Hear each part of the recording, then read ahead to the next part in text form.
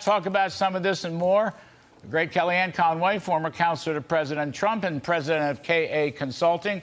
She is a Fox News contributor and the author of the excellent book, Here's the Deal. I don't know, Kellyanne, I'm not a lawyer. You're a lawyer.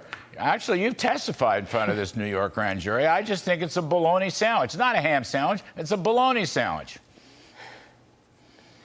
Most of America agrees with you, Larry. I think the mainstream media are only going to cite one polling data which says, oh, they think the indictment is justified. But if you look at all the mainstream media's polling, Quinnipiac, ABC News, and the rest, a lot of voters in this country of all different political stripes have misgivings. In fact, in Quinnipiac, do you think it's a matter of law or politics?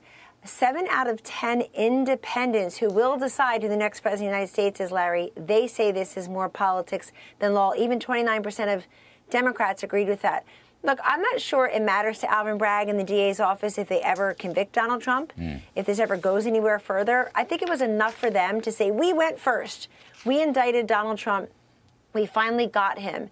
But I think there's tremendous skepticism, and we don't know what's in the indictment. This could also center on Trump Organization. No idea. I will tell you, as somebody who actually testified and heard the questions being asked of me of the district attorney's office, and then the questions being asked of me from the grand jurors themselves, there is a lot of skepticism to build a case based on just what Michael Cohen was saying and based on just this.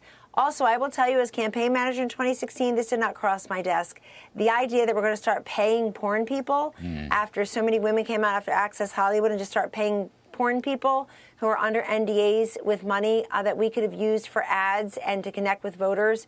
We won fairly and squarely, beat Hillary Clinton with a majority of the voters being female, Larry. They've been trying to take that away from Donald Trump since the moment he was declared the winner by 2:30 a.m. on November 9th. You know, can I just go back?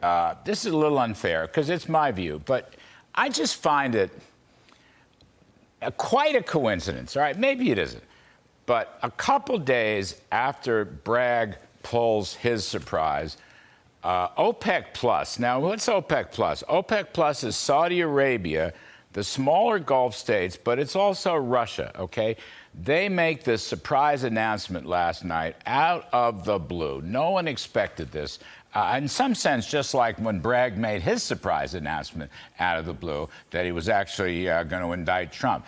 I mean, at a minimum, this makes us look weak around the world, at a minimum.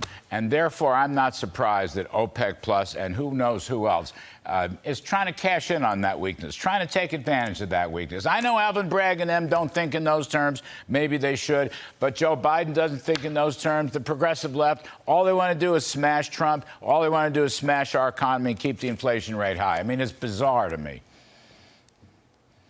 Well, the obsession with Donald Trump, of course, Trump derangement syndrome, otherwise known as TDS, is real. There is no vaccine. There is no booster for it. It's real. But you're right, Larry. It cost us abroad. And we need to look no further than what Putin has done. In your opening, I think you said something very important. You said, I don't think Putin would have invaded Ukraine if Donald Trump were president. I'll do you one better. Donald Trump was president, and Putin did not invade Ukraine. It seems only when Joe Biden is in the White House as vice president, they annex the sovereign nation of Crimea, and as president, they invade the sovereign nation of Ukraine. You know how bullies and despots are. They only get away with what they think you can get away with, given the dynamics and the weak leadership on the other end. Also, I think when supporters of the President Trump himself say this is election interference, I think that's a clever twist on words, given everything that's happened. But he's got a point. Either, if you want to take on Donald Trump, either ignore him, or you go right after him like this because they're so afraid that he can actually beat Joe Biden and be the president again. The other thing that's going on is this is kind of frozen the field for 2024. All of the other candidates and would-be candidates are asked all day long about their opinion on Donald Trump. So, look, nobody wants to be indicted. I think it's going to be a very painful 24, 48 hours for our former boss, and I feel for him in that way. Let's see what's in the indictment, but I promise you, having been in there, it's not going to either surprise people or make people feel that there's a conviction coming. And Larry, the other thing to say is gas prices are back on the rise. The jobs are no longer the metric for which people feel like they are economically secure and prosperous. Crime is up in most of our major cities, especially those who have Soros-backed DAs like Alvin Bragg, no matter what Soros says, and mayors who are looking the other way.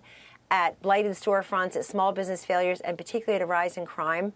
I'm really worried that the obsession with one man is costing us so much in our communities, costing our kids in the classroom, costing small business formation, costing energy independence. It really all goes back to that, the lack of him not being there to have all these great policies. But on the other side of the ledger, Larry, this obsession with getting him that prevents otherwise reasonable, productive human beings from doing their job. It's doing damage on the economy, on crime, socially, schools, and in foreign policy. Kellyanne, real quick, last minute or so. President Trump has said he's going to go back to Mar-a-Lago tomorrow evening and give a speech to the country at 8:15 or some such. Any advice on the speech? Because nobody does that strategy better than you.